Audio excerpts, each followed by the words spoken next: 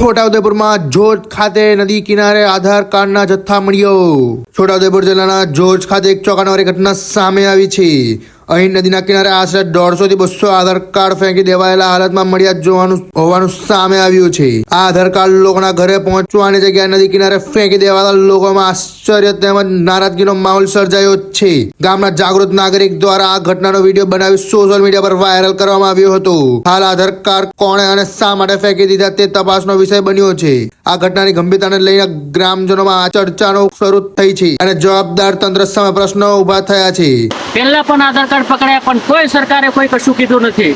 આ કેમ આવું થાય છે? આમ તે શું આ કઈ રમતની વાત છે? આ આધાર કાર્ડ તમે નદીમાં વેવડાવી દો તો કોની રહેમ નજરથી આ ધંધા થાય છે?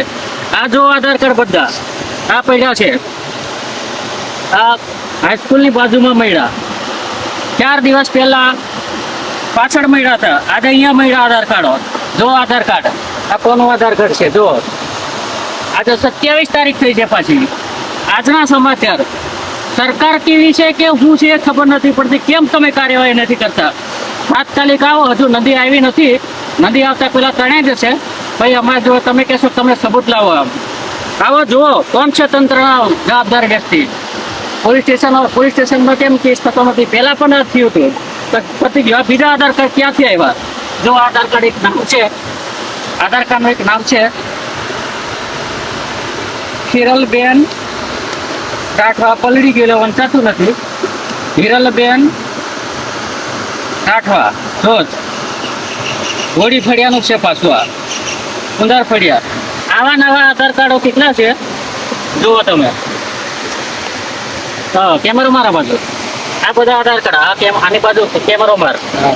કેમ સરકાર કોઈ આનો કોઈ નિર્ણય લે? કેમ સરકાર અમને છાવરે છે? કેમ છાવરમાં આવે છે? આમ હવે તો એવું નક્કી થઈ ગયું કે હવે આધાર કાર્ડ જોઈએ તો નદી કિનારે જવાનું, ટપાલીની જરૂર જ નહીં। નદી કિનારે જઈને આધાર કાર્ડ લઈ લો, ટપાલીને થઈ જવાનું નહીં, તો પછી ટપાલીને પોસ્ટ માસ્ટરને રાખવાની જરૂર શું છે? સરકાર ખોટો કચરો કેમ કરે છે? આમ નદીમાં જ જઈને લઈ લેવાનું, કિનારે મળી જ જાય છે। હજુ આવા આધાર કાર્ડો ઘણા મળતા રહેશે।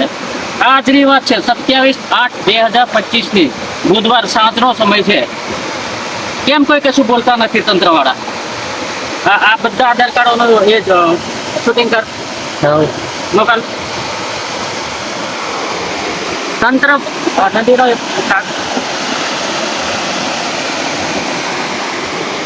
આવા જવાબદાર વ્યક્તિને કોણ છાવરે છે? આમ દેશનું ભવિષ્ય એટલે આધાર કાર્ડ, દેશનું ભવિષ્ય એટલે ચૂંટણી કાર્ડ। આવા આધાર કાર્ડો નદીમાં તણાતા હોય પછી બિહારવાળી વાત આવે કે તમે ભારત દેશના નાગરિક નથી, એવો પ્રશ્ન મારા ગામમાં આવવાનો છે। મેં છોટાઉદેપુર તાલુકાના જોજ ગામેથી બોલું છું। જોજ ગામે, છોટાઉદેપુર તાલુકાનું જોજ ગામ, સુકેટ નદી કિનારે આ બીજી વખત આધાર કાર્ડ મળ્યા। અધિકારીઓ સાંભળી લેજો, તમે કંઈ કરવાના છો કે કેમ? પછી અમે આંદોલન કરીશું। રિપોર્ટર શકીલ બલોચ દ્વારા છોટાઉદેપુર। આવી વધુ માહિતી માટે જોડાયેલા રહો સરદારનો અવાજ સાથે।